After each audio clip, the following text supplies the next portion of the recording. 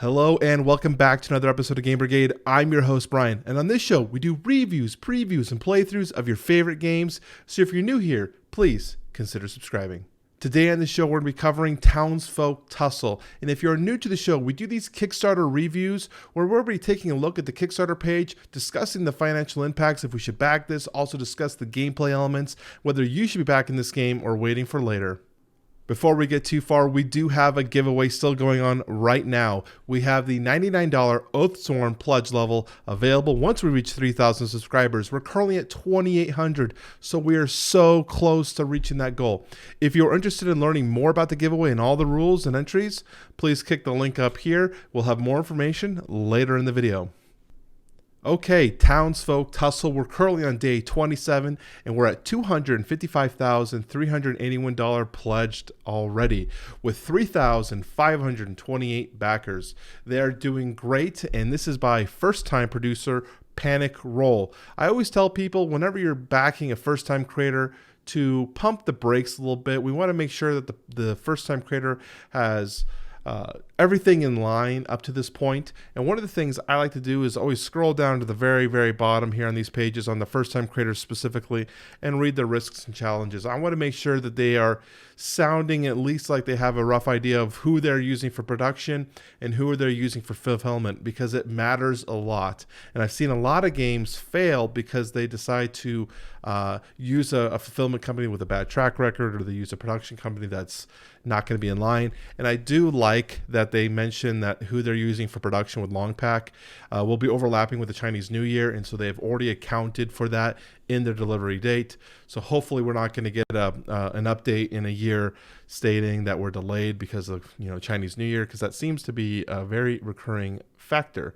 But from what I can see here, it looks like things are looking very up and up for Townsfolk Tussle in terms of the creator. So good on them.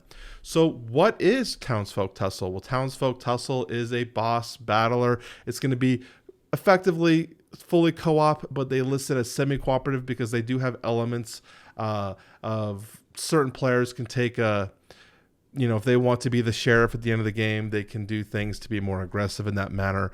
But mostly this is going to be a fully cooperative boss battler experience.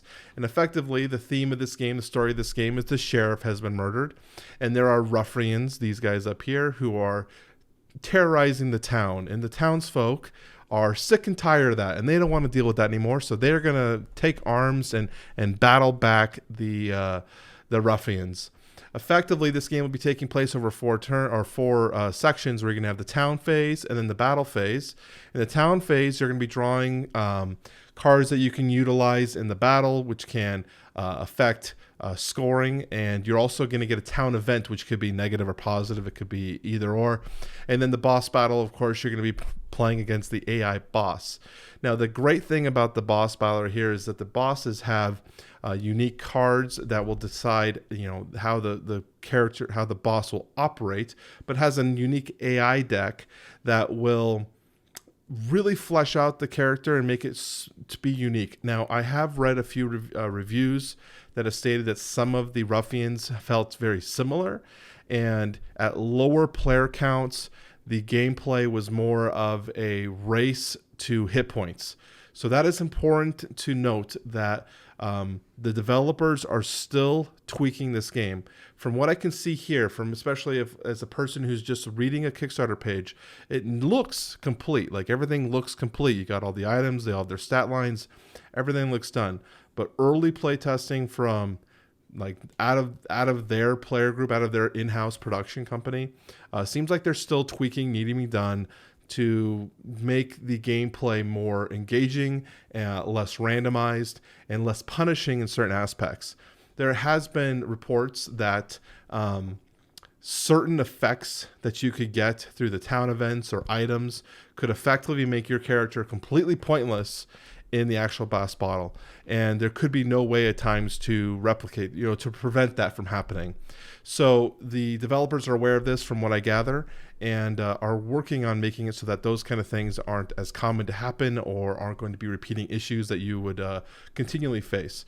But from what I can see, the gameplay so far looks really good. Now, it does state it's from 2 to 5 players. with best being between 3 and 4. So please take note of that in your player groups. I have seen that lower player count level players have not quite enjoyed this game as much. I don't know why it's not listed as a solo game. I feel like I could play this solo if I just ran multiple characters. I'm not quite sure how that would interact in terms of the difficulty of running multiple characters, but from the combat system, it seems relatively straightforward. So I could see this as a soloable game, but again, it does state you want at least 3 characters. From Board Game Geek, at least on their website, states that 3 is best. So take note of that if you are a solo gamer. So let's go ahead and scroll on down to pledge levels. Now, when we scroll down to the pledge level here, actually, let's talk about what's in the box before we get too far. So that way we have an idea of what you're going to be buying. So we're going to have the game board, and we're going to have this double-sided board which has the shop, and then it'll flip over to the other side, which then has the Ruffian card. I really like the theme and how everything is kind of blended into together and works together. We're then also going to have terrain pieces here. The terrain is really interesting because not a lot of boss battle games that I've played have included terrain. Now, I have played Oathsworn, which does have terrain features in it, but it didn't have, from the starting scenario that I played, it didn't have obviously as much unique terrain as this. So this has a lot of terrain options, and what's great about this terrain is that it's all interactable, and so both the players and the AI, the Ruffian, can interact with these items and create things to happen. So it's very interesting, although I have read, again, grain of salt, take everything with a grain of salt, just for transparency's sake, that this game, at times, there is a question of, is it worth it for the cost that it, to do something? And because it is a race for hit points at times between the Ruffian and the party members, losing damage on the Ruffian could potentially cost you the entire game. So if you are going to say talk to the farmer in the farmhouse and nothing positive happens from that encounter, you have now effectively lost your turn of dealing damage, and then if the Ruffian deals damage to you after that, you are now negative turns because you're behind in damage. So I hear again they're addressing this, and I don't want to sound like a broken record, but I kind of do sound like I'm saying the same things over. The theme and the idea of this game seems very, very good, but there are questions that I have a little bit of concerns with. But I do love the ideas here, though. I mean, I love this terrain. It's awesome. And then we've got the player cards. So right now they're saying 6 double-sided Townsfolk player mats. We're already above that because of stretch goals, but you are going to be getting some Townsfolks. You're going to be getting the minis for each represented character. You're also going to be getting standees. One of the first stretch goals they unlocked was standees. We're also here at 10 Ruffians. Now, again, I believe this has been increased because of stretch goals. And these Ruffians are larger sized than the minis for the Townsfolk. So take a note of that. I think these are 1x1 and these are 2x2 in terms of their size. And then you have Ruffian cards. Again, these are the unique AI decks for each character to give them that kind of their unique play style. And then you have a bunch of items. You're going to have items for the characters for their starting items, as well as items for the shop that you can buy, as well as items that you can get when you defeat the end boss. These are the feats of metal that I was referring to that you can draw, and if you complete them, it helps you become the sheriff at the end of the game. It could be positive or negative. They can also deal damage to the Ruffian, or you can collect a coin or point. And then you have the town event cards. Now, these are the things I was referring to that could be very positive or negative for you. And in fact, Sorai's town event, it says, all this fighting has barely knocked your head around. Your vision ain't quite what it used to be. Keep this card in front of your next fight. You have -1 accuracy. There's another character in this game, I think it's the grandma, that has -2 accuracy default. So this would be -3 accuracy for her. So it definitely would be compounding on the effect for her negative accuracy. And so just things like that can be obviously punishing. It's very randomized in terms of what you're going to draw. That's the other thing. God, I feel like I'm got so much stuff I want to talk about with this game. This is a very randomized event game, so there's going to be a lot of different chances. It's not going to be like if you're a gamer who likes things very inline, no random, no dice rolling, this might not be for you. There's a lot of random events that can change the effect of your battle and of your scenario while you go for the end ruffian. So we got the rules, we got the coins, and stretch goals. So now I want to scroll on down to the pledge levels. Now, if you're here at the pledge level, you're going to notice that they do not match the pledge levels here on the side. That's because these guys did a early bird pledge called the Nimble Local Pledge, which is $70. So you can see it's $15 less than the current pledge, but they capped it at 100 backers. I have seen a few games do these early bird specials. Generally, they're for the first 24 to 48 hours, or they'll give you, say, a mini instead of like a price reduction. Like, hey, here's a free mini for backing. I'm not necessarily impressed with this in terms of their reduction of the cost, but I understand why a company like this would do it when they're trying to get as high as they can on social tracking methods, or get, in terms of Townsfolk, in terms of Kickstarter, they want Kickstarter to say recommended or project we love. My phone's talking to me. I don't know why. So I understand why they did that. And then they also have the Dearly Departed Townsfolk Pledge. I believe this one is also no longer available, where they would place your name on these tombstones, which is super cool. I would love to have gotten something like that. I don't know why, which is funny because we talked about another game about that did something similar, but it was way higher cost.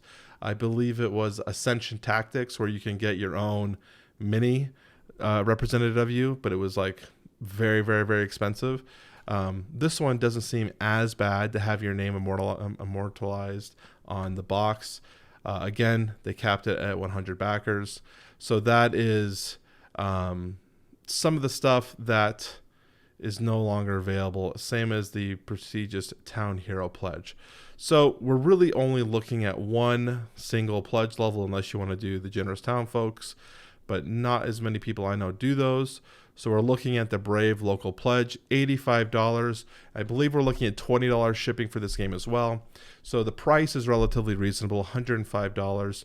I think for this one, it's interesting because we keep talking about with the latest Kickstarters that we keep saying, is the cost worth it in terms of what you're getting? And you're all over the place in terms of how much plastic, how much cardboard, how much upgraded materials you're getting. And sometimes it's hard to assess the value on a game that's got a lot of cards. Like, look at this, the amount of cards we have in this deck. They're going to be linen finished and they're going to be UV spotted for everything. Like, there's other benefits here other than just plastic. But when you compare it to other games that have a lot more plastic at the same cost, it can be harder to assess that value. Now, again, I should have mentioned this earlier. Townsfolk Tussle is going to be Kickstarter exclusive. They've stated multiple times that this is not going to retail, and they're doing that because they want to provide a high quality game at a reasonable cost, and do that, it has to be based at Kickstarter. Now, generally, a lot of these companies will produce, say, like, what are we at, 3,500 backers right now? I believe it's 3,500. They might say back like they might create 4,000, which means their online store might have 500 that are available for sale until supplies last. But generally, there's going to be a small amount of these out there, which means the cost, the overall resale value of this, the secondhand market, I suspect will hold value and will go up in value. This looks like a game. It's going to be unique. It's got a lot of hype built around it already. There's going to be a lot of people who want this game who missed out. So I can see this game being worth more. Secondhand market. Now, you always have to consider that shipping cost. Is this going to be worth more than $105? Can you sell it for more than $105? It's going to be right around there. Maybe a little bit more. But I do think this is a safe back. If this is a game that you're interested in getting and you're questioning if this is going to be a loss of funds, I do think this would be a safe back. I would probably come in at this like $1 pledge level or a lower pledge level first, just to see how the developer addresses some of the issues and the updates regarding some of the play feedback. But I do think overall this is a good solid back. And then they've got a lot of reviews, and I'm not going to lie, I'm a little jealous that these guys got all these sweet little figurines here. I would love to have one of these. How freaking cool are these things? I mean, these are sweet. Man, I don't know. The art is really cool. And in fact, I've been actually looking at redoing some of my art for the channel. And so seeing these guys get these cute little things, I love them. I would love to have something like that. So that's the end of my review. And again, if you want to know more about who produced this game, 3 people here, read them out. I think they're pretty sweet. Okay, so that is my review of Townsfolk Tussle. What did you guys think of it? Is this a game that you might consider backing? I know myself, I'm very interested in this. Again, I want to see more from the producers and kind of learn more before I commit to backing it. But I am intrigued. I do have a boss battler that I'm very much into with Oathsworn coming, but maybe having an easier game that doesn't have such an overarching campaign might be a good thing to have too. That way I can get it easier to the table and introduce people to the idea of boss battlers before I take them to something bigger like Oathsworn. So I'm pretty excited about this game. What about you guys? If you are still here for the giveaway and you're looking for that secret word, no worries, we're going to give it to you right now. Please leave something down below with the word sheriff somewhere in the comment section.